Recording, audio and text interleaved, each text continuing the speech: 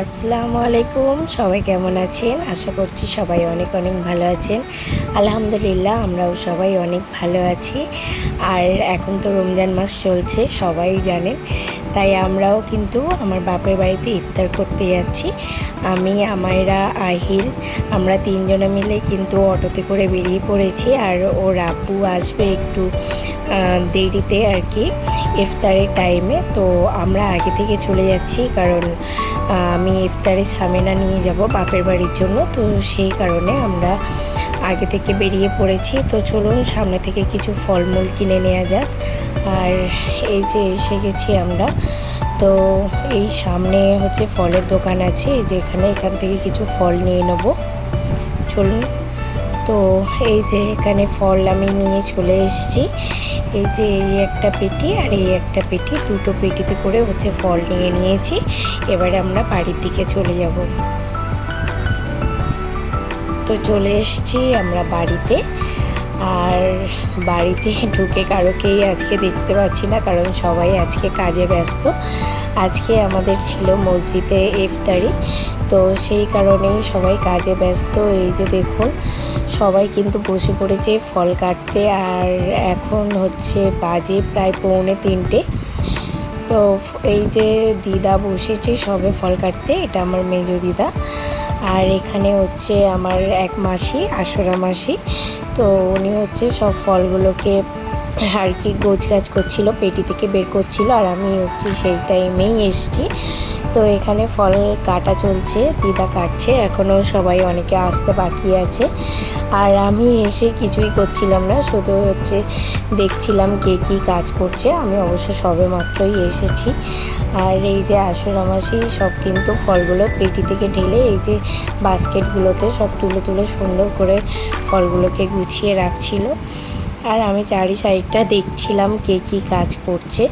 তবে এখনও কিন্তু অনেক কাজ বাকি, সবে ফল কাটা শুরু হয়েছে।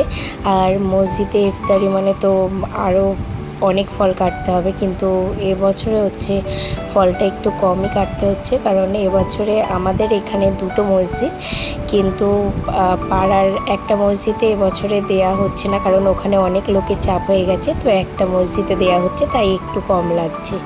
আর এখানে দেখুন আম্মাজি পরোটা ওর যে ডো বানিয়ে রেখে দিয়েছে, ওটা ভাজবে। আর এখানে কিন্তু রুটি পিঠে করে রেখে দিয়েছে, জামাই আসবে বলে। মেয়ে আসলে এত তোড়জোড় হয় না, এটা জামাইয়ের জন্যই হয়েছে। আর এই যে এখানে কিন্তু মসজিদের জন্য হালিম বানানো হবে। রান্নি কিন্তু অলরেডি রান্না করছে, তাই আম্মাজি হালিমের ডালটা মিক্সিতে ঘুরিয়ে দিচ্ছে। আর এখানে দেখুন কি সুন্দর জালি পরোটা বানাচ্ছে এই দিদাটা। তো আমি দেখছিলাম, খুব ভালো লাগে আর কি জালি পরোটা বানানো দেখতে।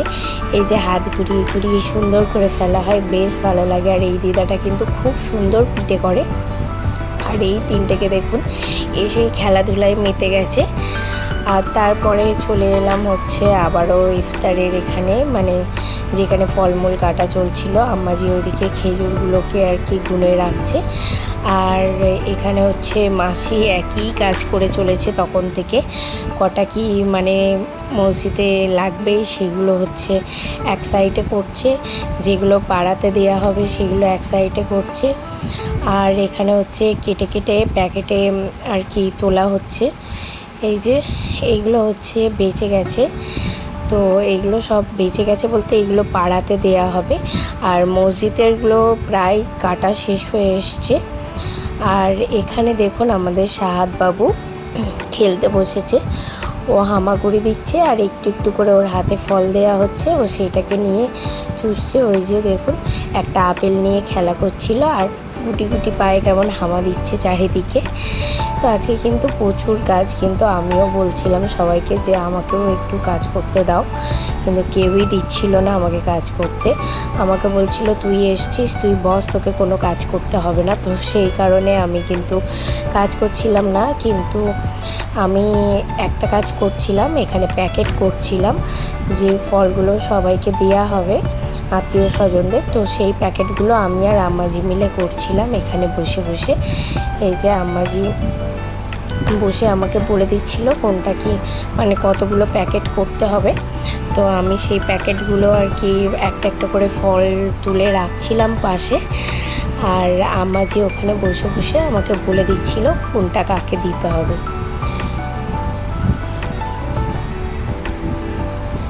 এই যে এখানে পেঁপেগুলোকে আম্মাজি 4টে করে টুকরো করে দিচ্ছিল, আর আম্মাজি বসে বসে টুকরো করছিল, আমি প্যাকেটে অন্য ফলগুলো ভরে রাখছিলাম। আর আম্মাজি পেঁপেগুলোকে তরমুজগুলোকে পেঁপে আর তরমুজ সবগুলোকে সমান 4টে করে ভাগে ভাগ করছিল আর সবাইকে দেয়া হচ্ছিল। তো এই যে দুজন মিলে বসেছি এখন। পেঁপেগুলো সাইজগুলো কিন্তু বেশ বড়। আর এই যে আমি খেজুরগুলো দিয়ে দিচ্ছি প্যাকেটের মধ্যে লাস্ট। তো প্যাকেটগুলো কমপ্লিট হয়ে গেছে। তারপরে এখানে আমরা চলে এসেছি রান্নি যেখানে রান্না করছিল। তো এখানে মাংস, আলু আর হালিম রান্না হয়ে গেছে।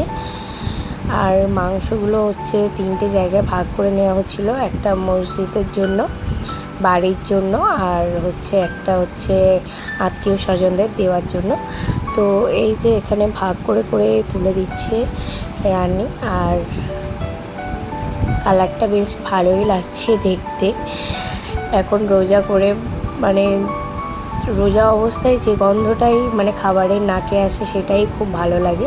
আর এখানে দেখুন এই যে হাঁড়িতেও মানে হালিম রেখে দিয়েছে, আর একটা বোলেতেও আলাদা করে তুলে নিয়েছে বাড়ির জন্য। আর হাঁড়িটা কিন্তু পুরোই চলে যাবে হচ্ছে মসজিদে। তো তারপরে হচ্ছে ইফতারের টাইম হয়ে গিয়েছিলো, আর এই যে জামাই বাবাজি এসেও হাজির হয়ে গেছে। তো ইফতারের জন্য আমরা ডিশ রেডি করে ফেলেছি এখানে। তো এটা ছিল হচ্ছে জামাইদের জন্য ডিশ, মানে ছেলেদের জন্য। আরও জামাইরা আসতে বাকি আছে। তো বাইরে হচ্ছে মেয়েদের আয়োজন করা হয়েছে। এখানে এই যে আমাদের আপেল রানী এসে গেছে, আফরিন। আর আমার আফরিন আর আফরিন দুজনে হচ্ছে দুলাভাইয়ের সঙ্গে এখন গল্প করছে। আর এখানে সাজানো হয়েছিল মেয়েদের জন্য। তো আমরা মেয়েরা এখানে ইফতার করব, আর ওখানে ছেলেরা ইফতার করবে। তো চলুন ইফতারটা সেরে নিই এখন।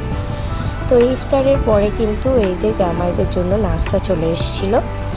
এখানে আছে তান্দুরি, জালি পরোটা, রুটি পিঠে, সিমাই, কিমা, হালিম, তারপরে হচ্ছে চিকেন, বিফ, আর হচ্ছে রেশমি কাবাব, আর এই যে এটা হচ্ছে পরোটা, যে ডোগুলো আমি দেখিয়েছিলাম যে পরোটার করা আছে। আর এখানে তো স্যালাড আছে।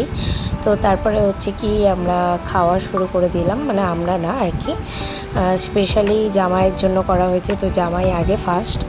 তো তারপরে আমরাও সবাই মিলে বসে গিয়েছিলাম আর কি।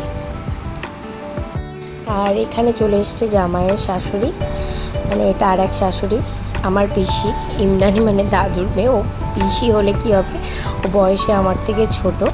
তো শাশুড়ি চলে এসছে জামাইকে খাওয়ানোর জন্য, মানে খাবার পরিবেশন করার জন্য আর কি। তো সবাই মিলে খুব আড্ডা গল্প হলো। তারপরে কিন্তু শুরু হলো মানে আমার কষ্ট। খাওয়া দাওয়া পর্যন্ত ঠিক ছিল, কিন্তু খাওয়া দাওয়ার পরে আমার পেটে এত ব্যথা করছিল, আর তারপরেই চালু হয়ে গেছিলো লুজ মোশন। তো খুব কষ্ট হচ্ছিল আমার। তো সেই জন্য আমি ওর আব্বুকে বিদায় জানিয়ে উপরে উঠে এসেছি, কারণ ওর আব্বু চলে গেছে বাড়িতে। তো সেই জন্য আমার এত পেটে ব্যথা করছিল, এত কষ্ট হচ্ছিল, আমি আর মানে থাকতে পারছিলাম না। তো ওই জন্য বললাম আজকে আমি আর রাত্রে যেতে পারবো না, তো তুমি বাড়ি চলে যাও, আজকে আমি রাতটা থেকে কাল সকালবেলা চলে যাব। আরও বিশেষ করে আম্মাজি খুব জেজাজিজি করলো যে তোর শরীরটা খারাপ, তো তোকে যেতে হবে না আজকে, তুই কাল সকালবেলা উঠেই চলে যাস। সেই জন্যই আরও রয়ে গেলাম। আর মেয়েটা দেখুন পড়ে গেছে, ও খেলতে খেলতে পড়ে গেছে, বুঝতে পারিনি। তো সেই জন্য ও খুব কাঁদছিল, এই যে কান্নাকাটি করছে, এখনও থামছে না। তো চলুন ওকে এখন ঘুম পাড়িয়ে দিই, ও না ঘুমালে কিন্তু ও থামবে না। এই যে মেয়েটা আমার ঘুমিয়ে গেছে।